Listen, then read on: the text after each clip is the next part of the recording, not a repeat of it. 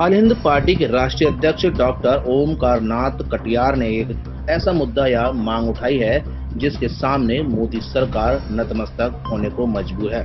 ऐसा कहना है आगरा जिलाधिकारी कार्यालय ज्ञापन देने पहुंचे अल हिंद पार्टी का। दिनांक 8 जून दिन बुधवार को ज्ञापन सौंप कर कहा कि 1857-58 की क्रांति में शहीदों के वंशजों को 1857 स्वतंत्रता सेनानी पेंशन और मान सम्मान लागू कराने की मांग को लेकर अल हिंद पार्टी ने उत्तर प्रदेश में आंदोलन तेज कर दिया है। लगभग देश के 93% भारतवासियों को मान सम्मान दिलाने के लिए अल हिंद पार्टी ने पूरी योजना बनाई है।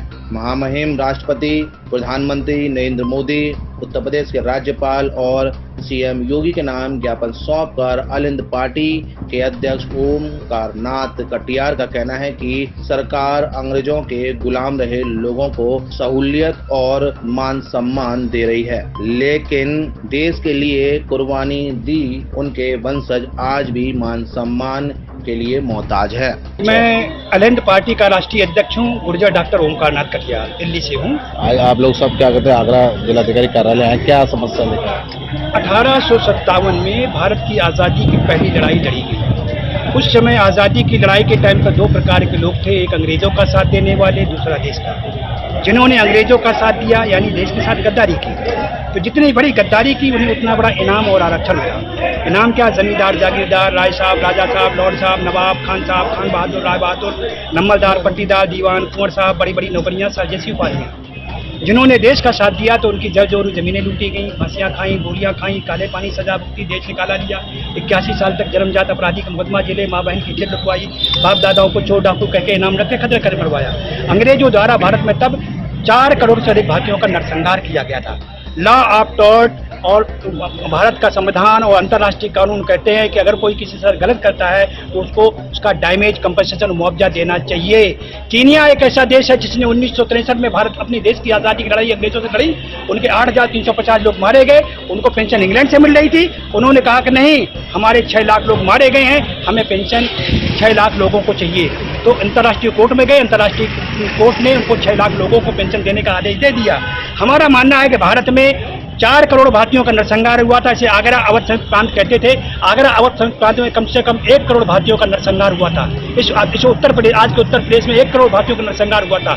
उनके आज के वंशजों को सरदार पटेल ने 3 पीढ़ी को पेंशन दिया था, ठक्कर बापा एंगर कमेटी बिठा करके। 1947-1949 तक ठक्कर बापा कमेटी बिठाई, उसके बाद 1949-50 में एंगर कमेटी बिठाई और संविधान सभा के बहस के टाइम एल साहू द्वारा पूछे गए प्रश्न में सरदार पटेल ने कहा कि हमने कमेटी बिठाई, ये ऑटोमेटिकली संविधान का हिस्सा बन जाएगी और उनको हम 3 पीढ़ी को पेंशन दे रहे हैं। लेकिन सरदार पटेल की मौत के बाद इन लोगों ने उसके बारे में आज तक जिक्र नहीं किया। उसकी लड़ाई हमने सुप्रीम कोर्ट में मुकदमा लड़ा, 9 जजों के बेंच में जीता और सरकार ने सूची बनाने का भी आदेश दे दिया है। और इसीलिए हम यहाँ पर जिलाधिकारी के माध्यम से हर जिलों में अलग अलग ज्ञापन देते जा रहे हैं। सभी जिलों में हमारे ज्ञापन कार्यक्रम चल रहे हैं और पूरे देश में ये कार्यक्रम चल रहा है कि जो देखिए दुनिया में इतने जितने भी देश हैं वहाँ पर जो अपने देश के लिए लड़ा है उनके लिए युद्ध स्मारक बने हैं, लेकिन भारत की आज़ादी के लिए जो लोग लड़े उनका कोई नामो निशान नहीं है। इन्होंने अभी हमारे कोर्ट केस पर आज़ादी के बाद डरने वाले लोगों को तो युद्ध स्मारक बना दिया है। गद्दारी कौन कर रहा है? गद्दारी भाई सरकार, एक बताइए मुझे, अब जिनको वोट देते हैं संसद विधानसभा में क्यों नहीं चर्चा करते हैं? लॉ कहता है कमेटियां कमीशन बैठे हैं, उन कमेटी कमीशन की रिपोर्ट करते हुए संसद विधानसभा में चर्चा नहीं होती है। युद्ध स्मारक क्यों नहीं बनाए गए? आपने कहा पहले लड़े थे गोरों से, अब लड़ेंगे चोरों से, क्या मतलब है भाई?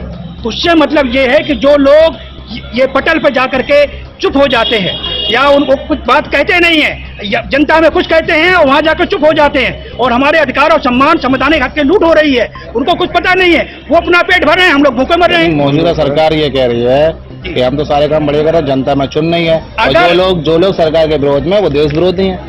वो सरकार, उनका अपना दायरा है, मीडिया पर कुछ भी कहना है। देखिए सरकार इसीलिए कह रही है कि सरकार, इनका कोई आजादी के लड़ाई में योगदान नहीं था, ये तो मुखबिरी करते थे मौजूदा सरकार वाले। एक आदमी बता दो उनका जो भारत की आजादी में शरीक हुआ हो, मुखबिरी करते थे।